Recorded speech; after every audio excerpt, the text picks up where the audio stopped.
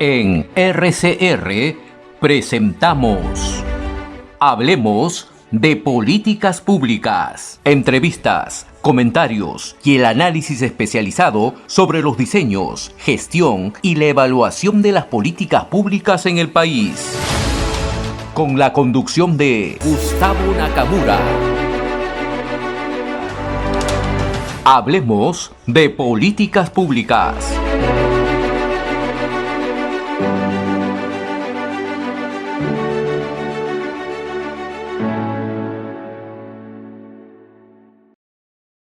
Y ya está a mi derecha, ¿no?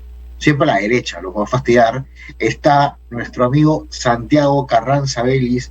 Él es director del Reporte y lo hemos invitado el día de hoy para empezar un diálogo para varias cosas sobre la situación política de nuestro país.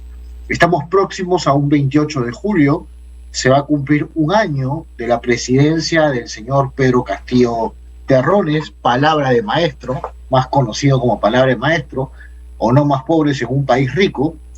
Pero bueno, el presidente Castillo es el presidente constitucional, hay que decirlo, él está a un año de cumplir.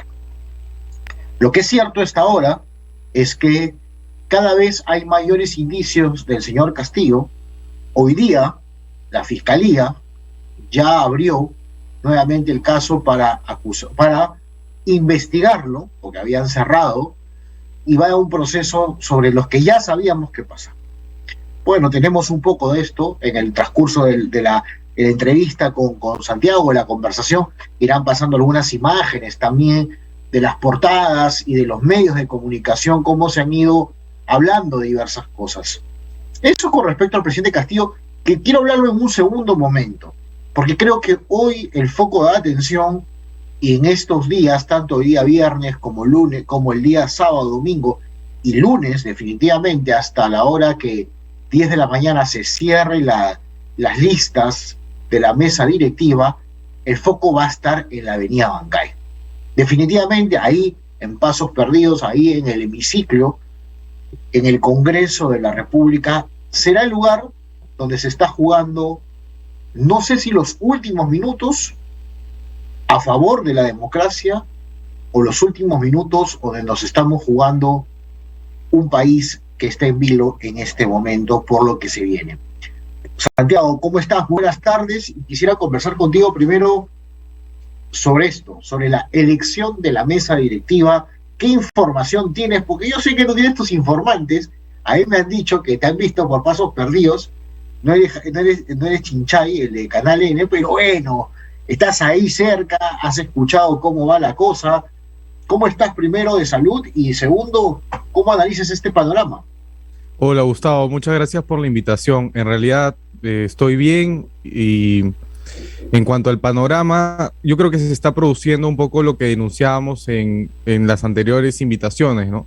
Pareciera que se va a respetar el acuerdo de fuerzas que se concibió el año pasado, por el cual le toca en este año la presidencia del Congreso a Alianza para el Progreso, ¿no? Ese es el panorama más, digamos, más probable. Y es bien interesante porque yo creo que no se va a definir lo que está pasando con el Perú, ¿no? Yo creo que al contrario. Yo creo que lo que va a llevar que una presidencia del Congreso de la señora Camones es a que se mantenga este gobierno o se sostenga un eventual gobierno de Boluarte, ¿no? Y yo creo que ese es quizás el mayor error que estaría cometiendo la oposición, véase, ¿no? Renovación Popular, Fuerza Popular y Avanza País, de apoyar una mesa como esta, ¿no? Aunque, bueno, hasta la elección del martes mucho puede pasar, ¿no?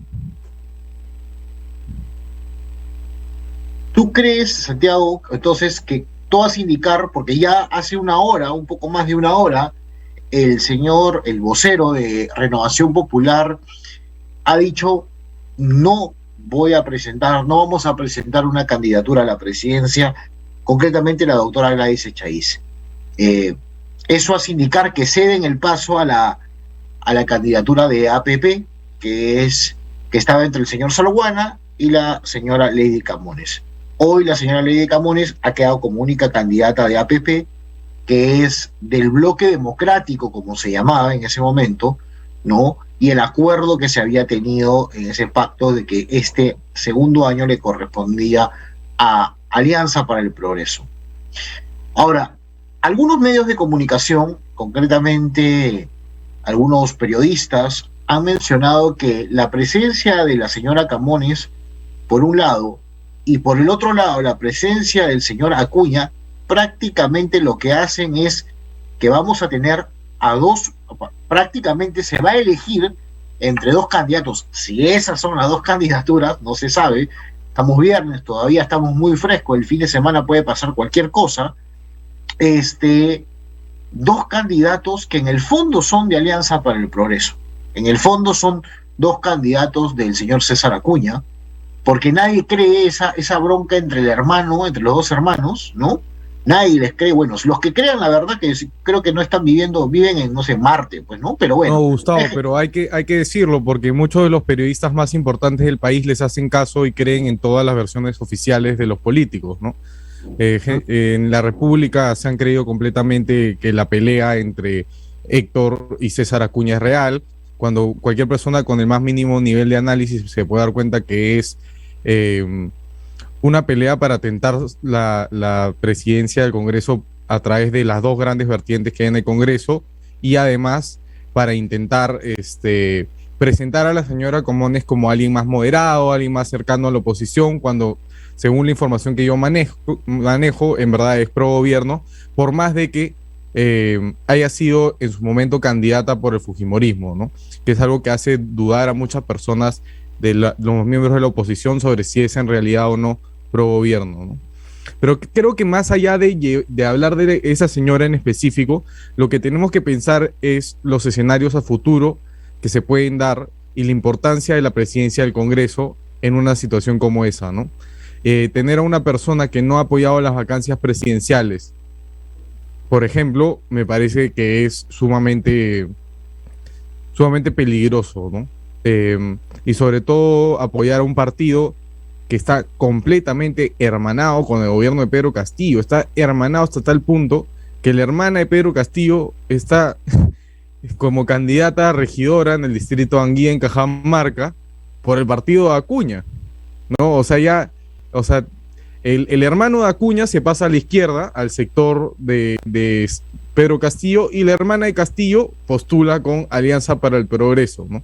O sea, ya es una relación chotana familiar la que hay entre Acuña y Castillo, y la oposición insiste en, quién sabe por qué clase de acuerdos, regalarle la mesa directiva al partido de Acuña, ¿no? Me parece un suicidio, ¿no? Y yo creo que se podría decir que quienes, o sea, que no hay oposición simplemente, ¿no? Ya son aliados, ¿no? O sea, creo que no están leyendo la circunstancia para nada, ¿no? Ahora, Santiago, vamos a ir al punto más, al primer punto, ¿no? Que tocábamos. Cierto sector de la prensa, porque la prensa tiene un papel fundamental, queridos amigos, ahora que nos escuchan. Nosotros no somos periodistas, bueno, no sé si Santiago es politólogo, yo soy educador, filósofo, no somos periodistas y no estamos en contra de los periodistas. Pero cuando la información es sesgada por ignorancia, lo entendemos. Pero cuando es sesgada porque sí sé el mensaje, solamente porque hay una intención de, es lo que nos preocupa. A mí me preocupa mucho que cierto sector de la prensa haya vendido la ruptura familiar del señor Acuña con su hermano, ¿no? Sabiendo que esto probablemente no sea real y simplemente es parte del teatro para tener sus dos candidatos. Pero bueno, ya los tienen, todas indicar que los tienen, porque Lady Camones ya dijo, y la candidatura de Héctor Acuña en cualquier momento se va a anunciar seguramente. Están viendo los votos, quiénes van en la mesa, algunos quieren ir a la primera vicepresidencia, algunos en la segunda, porque es el que reparte más viajes. La segunda vicepresidencia, por si acaso, en el Congreso, es la que reparte los viajes. Entonces, como todos quieren viajar, está seguro que muchos están viendo la segunda vicepresidencia, ¿no? Y así sucesivamente. Hay que decirlo claro, porque esa es la verdad.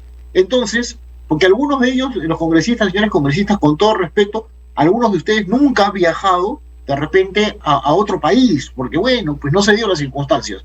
Y el Congreso ha sido su primer trabajo donde ha ganado esta cantidad de plata, y entiendo, algunos, no digo todos, es respetable. Pero No, más allá de hecho es cierto, ¿no? Tenemos varios profesores de escuelas rurales que ahora son congresistas, ¿no? Y esos sueldos son de manejo público, están ganando 6 o 7 veces más como congresistas de lo que lo hacían en las escuelas rurales, ¿no? totalmente, y no está mal que ganen bien, o sea, yo creo que está muy bien en la medida en que su actividad legislativa sea adecuada, en la medida en que sea pro mercado, pro el tema constitucional, en la medida en que hagan muy buenas leyes y fiscalicen adecuadamente, la verdad, muy bien ganado su sueldo, ¿no? Nadie dice que no. Ahora, ese es por un lado, yo creo que por ahí lo entiendo. Bueno, la prensa, su lugar. Ahora tenemos a estos dos posibles candidatos. ¿Qué pasó con la candidata Chabelita, más conocida, ¿no? Que decía que iba a postular, era un distractor, no lo sé. Y esa es una primera pregunta que tengo con tu análisis. Y la segunda que te pregunto es, ¿qué crees que va a pasar? ¿Quiénes van a acompañar en ambas listas, crees tú? ¿Qué partidos crees que están detrás en la primera, en la segunda vicepresidencia? No tanto exactamente quién va en primera, segunda o tercera, pero ¿qué partidos crees que van a juntarse en esta historia? Por lo que yo sé, entiendo que Fuerza Popular, a pesar de tener sus 24 congresistas y ser la nueva minoría, ¿no? Por decir la minoría mayoritaria, no va a participar, en teoría. No sé si ahora han cambiado de planes, ¿no? Entonces, esa es una segunda pregunta, pero también la primera que te quería dar. ¿Qué piensas tú sobre ello? Bueno, la primera sobre la señora Isabel Cortés, alias Chabelita, yo creo que es bien simple, ¿no? Ella sabe que no tiene ninguna opción, pero le gusta generar prensa, ¿no? Y durante un par de días fue titulares y demás, y tuvo entrevistas gratuitas, básicamente por hacer anuncio sin siquiera tener apoyo de su bancada, porque la vocera de su bancada, Ruth Luque, dijo en El Comercio: oye, yo respeto mucho lo que diga mi compañera, pero no lo hemos hablado en la bancada. Entonces, si ni siquiera tienes la firma de tu vocero, no puedes ni siquiera emprender una candidatura para la presidencia del Congreso, ¿no? Creo que ahí podríamos volver a cuestionar el rol de la prensa, no estar cayendo dentro de las estrategias para que los congresistas generen prensa fácil, ¿no? Luego, en base a lo que me dijiste, yo creo que probablemente se vaya a mantener el acuerdo, ¿no? Que veamos una mesa directiva con Alianza para el Progreso, Acción Popular, a pesar de que la señora Camones habló muy mal de Acción Popular en el audio, y Avanza País probablemente, y no sé si somos Perú, Podemos Perú, etcétera, ¿no? Yo creo que más allá de dejar al terreno de la especulación, ya con los votos de Renovación, de el Fujimorismo, Avanza País, de Acción Popular, o sea, ahí ya tienes los votos, ¿no? Veremos quién asume la segunda o tercera vicepresidencia, pero creo que podemos hacernos un escenario en el que la mesa directiva formen los mismos partidos que la última vez y por ahí un cambio máximo, ¿no? O sea, estamos en los mismos, entonces, prácticamente, ¿no? No va a haber un cambio dramático, por decirlo así. No, por ahí podría haber un miembro de Renovación en lugar de el de Podemos o uno de Somos Perú, ¿no? Eso se sigue negociando, ¿no? Los congresistas van a tener reuniones hasta poco antes del cierre de las inscripciones de las listas, que son el lunes a las 10 de la mañana. Y como tú bien sabes, un dominical te puede cambiar la lista en 5 minutos, y tenemos a los congresistas reunidos de emergencia a las 11 de la noche el domingo, y en reuniones hasta largas horas de la madrugada, ¿no? Y llegando 5 minutos antes, corriendo, como lo hizo Alex Paredes el año pasado para inscribir la lista, no sé si te acuerdas. Sí. Sudando. Sobre el Fujimorismo, creo que el Fujimorismo tiene un cierto sentimiento de culpa, ¿no? Porque tiene completamente los votos para poder tener un lugar en la mesa, y de hecho dentro de esa coalición es la primera minoría, como has mencionado, y por cantidad de votos hasta les correspondería la presidencia del Congreso, ¿no? Pero el fujimorismo es un movimiento político muy antiguo, con mucha historia, para bien y para mal, y en la historia reciente yo creo que tienen un poco de cargo de conciencia, ¿no? Y eso les hace, y sobre todo tienen, o sea, objetivamente hablando, son el grupo político con más anticuerpo, ¿no? Entonces, estratégicamente para la oposición, me parece honorable ceder poder con tal de fines superiores, ¿no? Es interesante lo que acabas de mencionar también, porque bueno, la conformación no es el mismo Congreso que inició, muy fragmentado, mucho más fragmentado, aunque casi son lo mismo, ¿no? Porque en realidad Cambio Democrático, Perú Democrático y todas estas la bancada magisterial, al final todos son lo mismo de una u otra forma, ideológicamente, por decirlo así, pero en el caso de las bancadas de la concertación más de derecha, o de centro derecha, como quieran llamarlo, pues sí, ahí tenemos unos 3 grupos parlamentarios que se han mantenido. Bueno, ahora se ha incorporado Gladys Echaíz con Renovación Popular, que ahora son 10, igual Avanza País tiene 10 escaños, y los fujimoristas tienen sus 24 escaños que no se han movido, y además es una de las bancadas, lo que hay que rescatar es una de las más disciplinadas, ¿no? Es la que siempre ha votado en bloque, ¿no? O sea, han sido muy concisos en temas, han discrepado en temas en comisiones, pero a la final de la hora, en el pleno prácticamente los 24, 23, 22, pero ahí siempre era así, salvo que había abstenciones, pero nunca hemos visto pues un fujimorista votar en rojo uno y otro en verde, ¿no? O sea, siempre ha sido algo unánime en ellos, lo cual refleja un manejo político por un lado, pero también refleja un sentimiento de culpa, ¿no? Yo los veo como que ya decir fuerza popular es sinónimo de varias, les han metido miedo, ¿no? O sea, que organización criminal, que te voy a meter preso, metieron preso a la líder de Fuerza Popular 3 veces, obstruccionistas, o sea, hay clichés que ellos se han cargado, el muerto, como se dice, ¿no? Y que hoy cierto sector de la prensa, ayer me sorprendió, por ejemplo, que un entrevistador le dijeron, un congresista de Alianza de Acción Popular, diga, oye, es que el problema de los caviares, y un entrevistador, no voy a dar el nombre, pues ya está en Canal N, con eso lo digo todo, un poco más y se despeinaba porque decía caviares.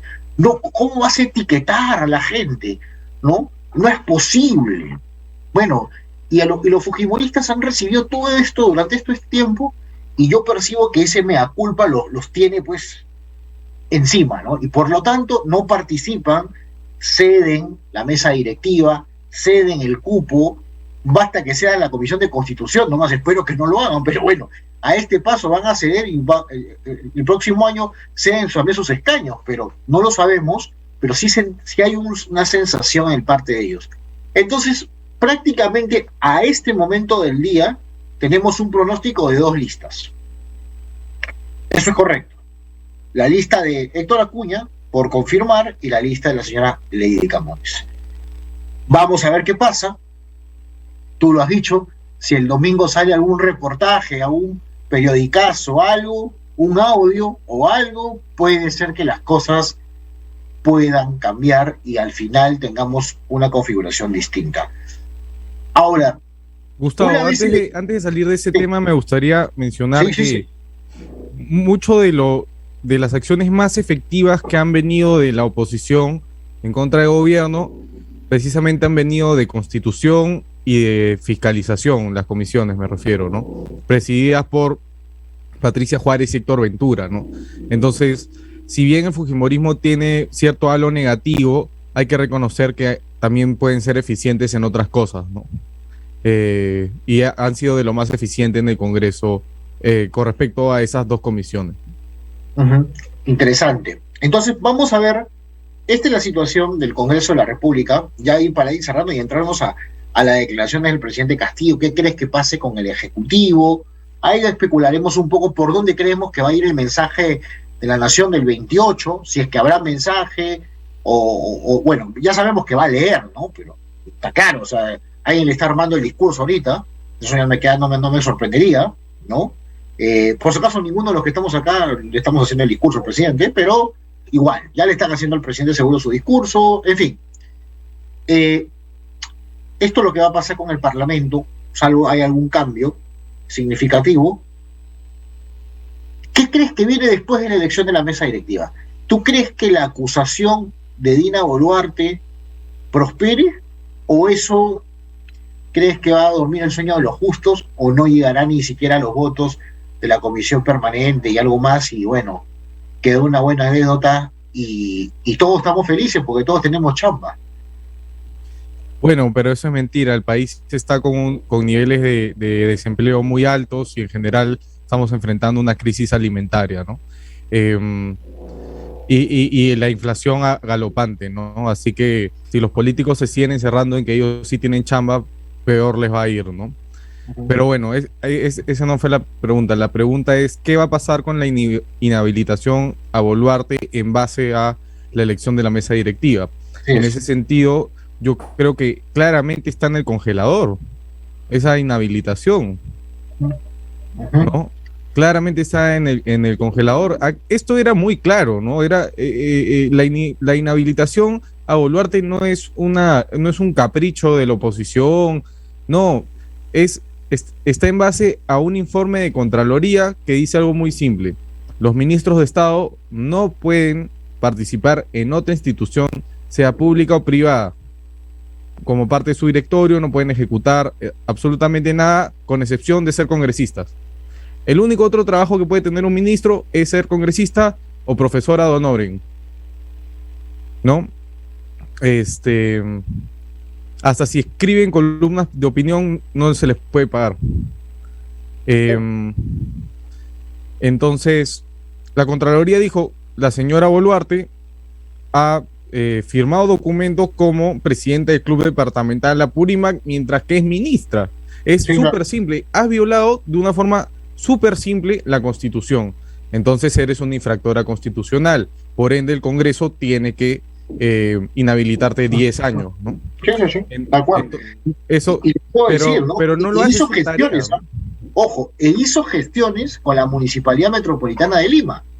Yo soy regidor de Lima y sé que ha hecho gestiones en la época del señor Jorge Muñoz, el alcalde en ese momento de turno. Y está comprobado eso. Hay cartas que ella llevó, o llevaron sus emisarios, pero donde ella firmaba, siendo ministra, pero como representante del Club Apurímac. Entonces, vamos, hay evidencia suficiente. Pero por lo visto, nadie quiere avanzar, o hay muy poco, o es parte de la negociación, como tú dices. En este momento van a aguantar un poquito a Dina para que todos tengamos chamba, salga a la mesa y tengamos un mes más de trabajo. No lo sé, o sea, la sensación es que el país está muy complicado. O sea, tú has visto las largas colas que hay, ¿no? Largas colas de gas, hasta para gas. El tema de migraciones, el tema de la crisis alimentaria, el tema de los transportistas. No sigo hablando del tema educativo, que los colegios son paupérrimos y no está haciendo nada. Hasta hace unas 2 semanas me acuerdo que la ejecución... No pueden comprar fertilizantes. No pueden comprar fertilizantes. El Ministerio de Educación hasta hace 2 semanas tenía 30% de ejecución presupuestal. O sea, 30% estamos julio. O sea, la verdad que dónde tenían la cabeza no lo sé, pero bueno, están en su tema, están más orientados a tomar de rama magisterial, a sus rollos. Entonces, sí vemos en el Ejecutivo algunos temas donde se está haciendo agua. Yo te pido hacer una pausa para, cuando regresemos, hablar ya sobre el Ejecutivo, sobre qué políticas públicas han implementado en este primer año, que tú te acuerdes, algo positivo, debe haber, yo digo, ¿no? Pero no lo sé, no te rías. Algo hay, seguro. Supongo, digo. Creo que me vas a tener que contar tú. Y lo que no se ha hecho, ¿qué es lo que se podría hacer? Porque cambian de ministros, no sé. Y bueno, Santiago, yo tenía una pregunta que hacerte, ¿no? Y te dejé pensando, y estás riendo, la verdad, pero bueno, hay que tomarlo del lado amable, pues. ¿Qué han hecho en este año? ¿Qué se ha implementado? ¿Qué se ha mejorado? Que las vacunas, no sé, o sea, ¿qué se ha hecho? ¿La influenza? ¿O lo bueno que han hecho es que han traído el virus del mono? No lo sé. ¿Qué bueno Eh, ha hecho este gobierno en este año en políticas públicas que tú hayas analizado desde el reporte o desde la lectura que tienes todos los días, un poco de lo que se ha venido haciendo? mm, yo creo que sí, o sea, para partir diciendo que es mi opinión, creo que no se ha hecho nada bueno. Yo creo que han habido ciertos momentos de este año en los que sí han habido intentos de implementar ciertas cosas, y creo que el análisis se puede dividir entre los diferentes premieratos que hemos tenido. En un inicio del gobierno, el señor Bellido era primer ministro, y tuvo dos agendas que quiso implementar con mayor fuerza, ¿no? La primera fue esta idea de segunda reforma agraria que presentó en Cusco, que era un paquete de estímulos con un nombre marquetero para la izquierda. Y en segundo lugar, quiso hacer una demanda de nacionalización del gas, ¿no?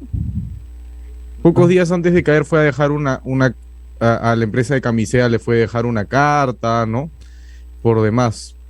En ese primer gabinete había ciertos ministros con algunas ideas, ¿no? De políticas públicas, como el señor Frank, que te puede gustar o no, pero ideas tiene, ¿no?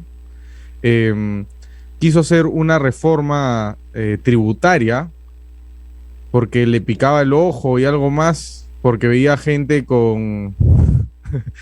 porque veía gente con bonitos carros, ¿no? O sea, sin ninguna, para ser un académico con PhD o doctorado, bastante pobre su evidencia para formular políticas públicas, ¿no? Quiso incrementar los impuestos cuando el país estaba saliendo de una recesión, lo cual es anticíclico, ¿no?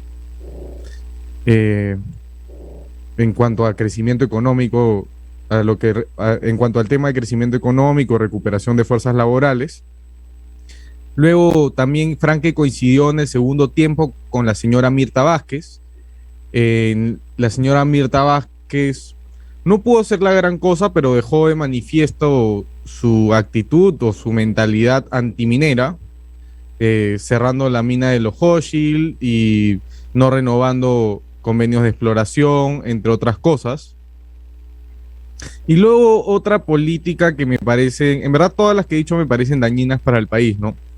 Nacionalización de camisea, una reforma tributaria basada en el resentimiento social, ¿no? O en el resentimiento personal del señor Franque, ¿no? Porque bien que su familia es millonaria, o sea que le iba a quitar a su propia familia. Una política antiminera sin base en la realidad, porque literalmente estamos hablando de que no le renovó contratos a varias de las minas que tienen mayor responsabilidad social, seguimiento de estándares internacionales ambientales, ¿no? Que incluso no eran minas en especial, excepto una, ¿no? En especial conflictivas, ¿no? Y luego la señora Chávez, Betsy Chávez, quiso cambiar el sistema laboral prohibiendo las tercerizaciones, ¿no? Lo cual es un sinsentido económico pues exponencial, ¿no? ¿Cómo funciona la actividad económica? Ni siquiera hoy en día, ¿no? Porque hoy en día la tercerización ya es más asentada. ¿Cómo funciona una actividad económica sin tercerización?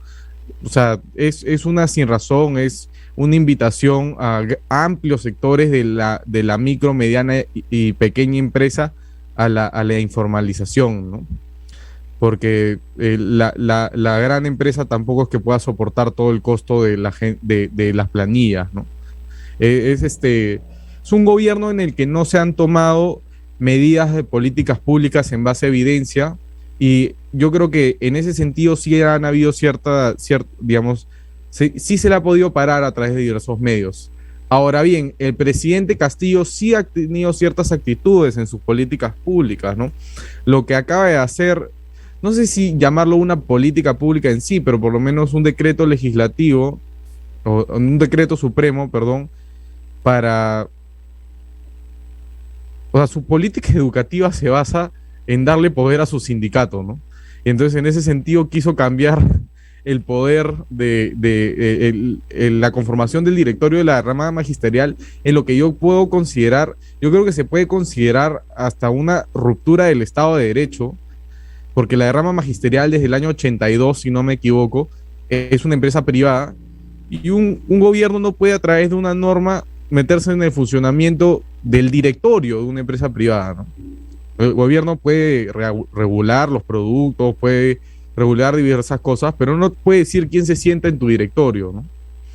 Entonces yo creo que eso ya, no sé si llamarlo una política pública, pero por lo menos es uno de los peores precedentes que he visto. O sea, te podría decir, es un precedente completamente estatista y yo creo que de hecho es inconstitucional, ¿no? Un presidente no se puede meter en el funcionamiento de la empresa privada de esa manera, ¿no? Y creo que por más de que sea una empresa vinculada a sectores de la izquierda, el empresariado en general debería defenderla, porque al final estás defendiendo un tipo de organización privado que no tiene color ideológico, ¿no? Interesante lo que mencionas. Mira, la verdad que no tenemos mucho de políticas públicas que han implementado, lamentablemente, ya quisiéramos. Yo paulatinamente vamos a ir avanzando y iremos analizando algunos planes de gobierno regionales. Pero estas son las políticas públicas que han tenido. Mira, la señora, esta es la sobrina, ¿no? del señor Castillo, ha estado, ¿no? Y hoy en el Congreso, y Canal N le tomó este Twitter y dijo, ¿no? Tanto escándalo para realizar un trabajo. No porque sea mi familia del presidente se me quite este derecho a trabajar, dice. O sea, esas son las políticas públicas que he implementado durante este año. Todo el año ha sido que el familiar, que el sobrino, que el ahijado, que el perrito, que mi amigo, o sea, y hoy día esta chica ha ido al Congreso, y todo el mundo pensaba que iba a decir como la señora, como su tía, ¿no? O la señora Lilia Paredes, iba a decir, me abstengo de hablar, me reservo mi derecho. No, esta fue fresca y la actitud que ha tenido es interesantísimo. Si uno analiza comunicacionalmente, se reía, desafiante, o sea, la mirada. Hombre, o sea, y está bien que sea una mujer empoderada, como le encanta decir a los amigos de la izquierda moderada, ¿no? Que empoderada está. Bueno, ella fue muy empoderada y habló las cosas claras. Y habló, dijo, pero estas son las políticas públicas, por ejemplo, que han implementado ellos. Cada rato comisión de fiscalización y esto, y dale. ¿Qué más políticas públicas hemos implementado? Mira, te voy a sacar algunas videos. ¿Eh?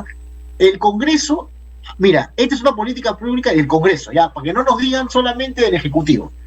El Congreso ha hecho muchas medidas seguramente, pero una que ha hecho, y por lo menos hicieron una, yo digo, aparte que han hecho varias, pero esta creo que es un gol, que el Congreso aprobó declarar el 22 de abril como el Día de la Lucha contra el Terrorismo. Eso ha sido una buena medida, porque también el Congreso está para hacer ese tipo de leyes o propuestas o declaradas. Entonces, o esos proyectos de ley o leyes ya declaradas donde se anuncia esto. Claro, a la izquierda, al IDL, no le gusta ese tipo de cosas. Obviamente, porque se meten contra el core business de su negocio.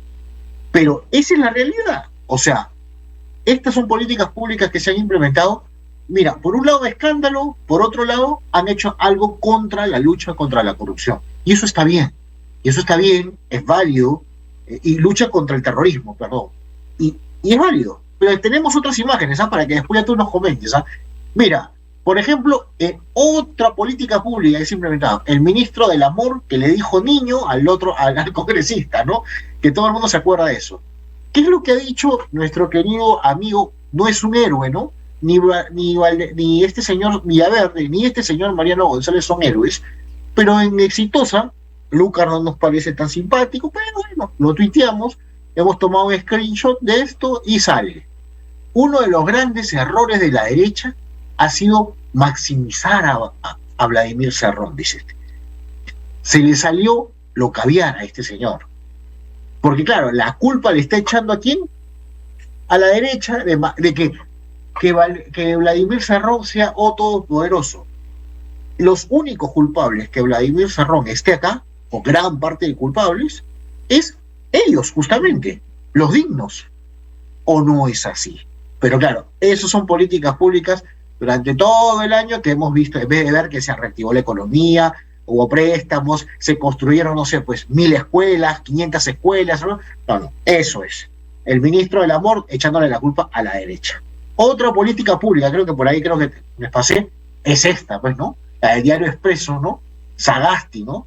Cuando llegó a Palacio le dio el codito, ¿te acuerdas, no? Le enseñó Palacio, le dijo, mira, presidente, y ahora quiere que se vayan todos.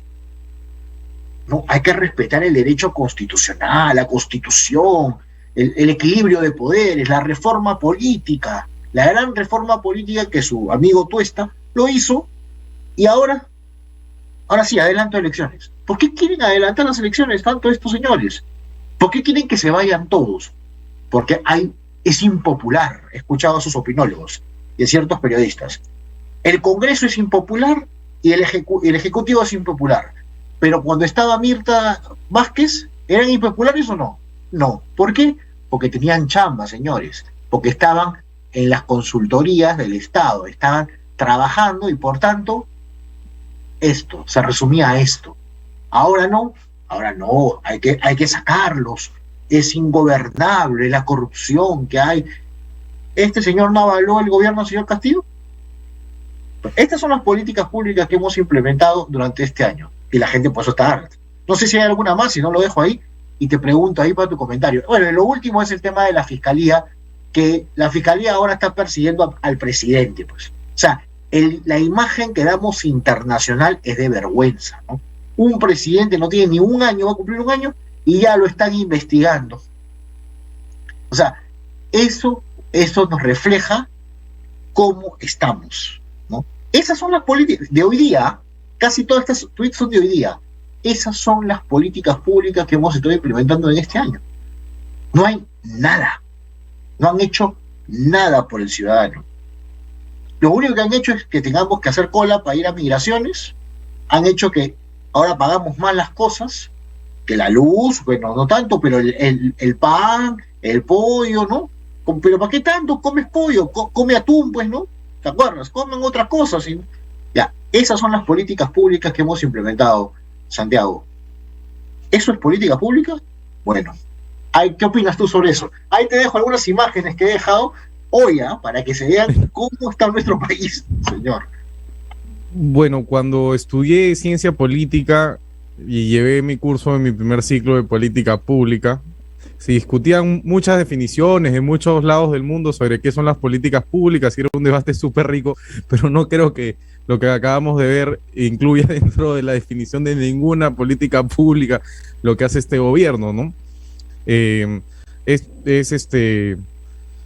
es el AMPA, ¿no? Es terrible. Cada imagen es más terrible que el anterior, ¿no?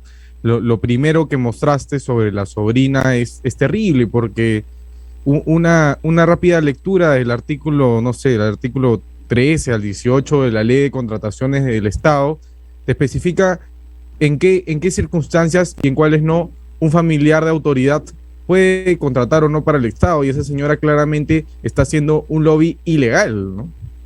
Promoviendo contratos públicos para su empresa, ¿no? Y de la empresa de su amigo, ¿no? Esto es incluso más terrible que en los lobbies de los cuellos blancos, ¿no?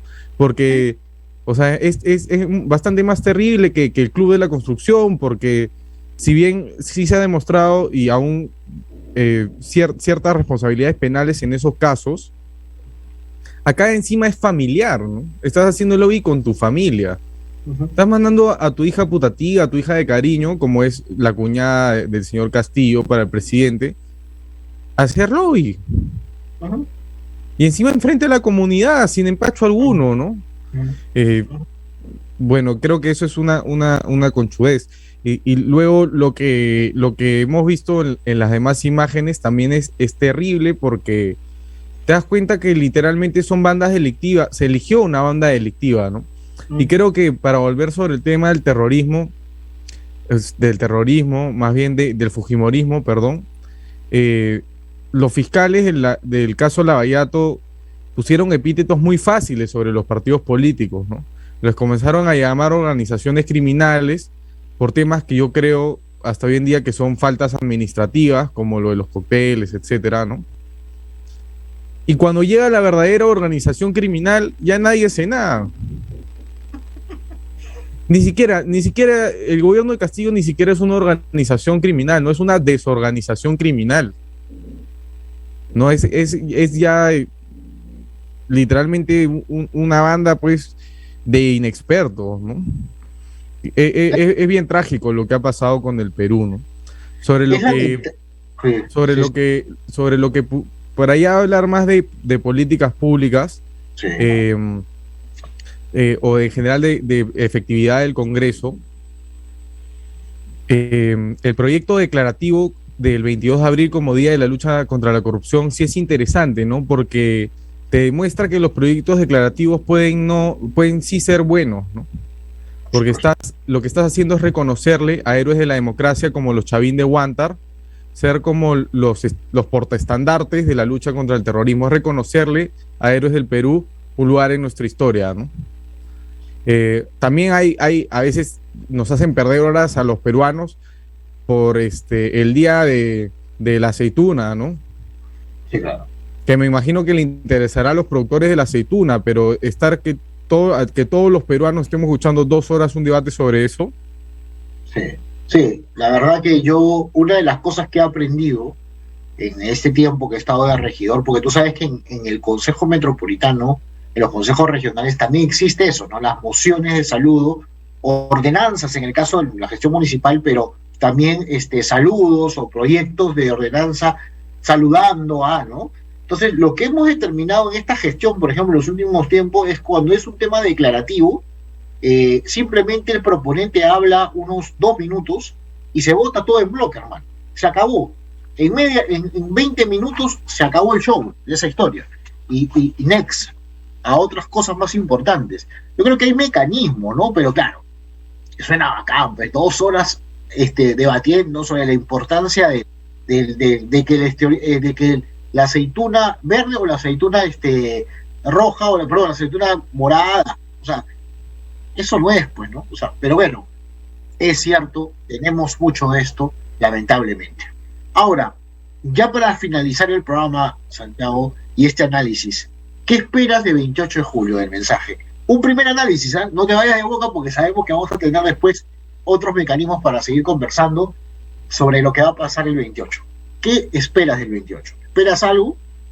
Espero que infle los resultados de su gestión, ¿no?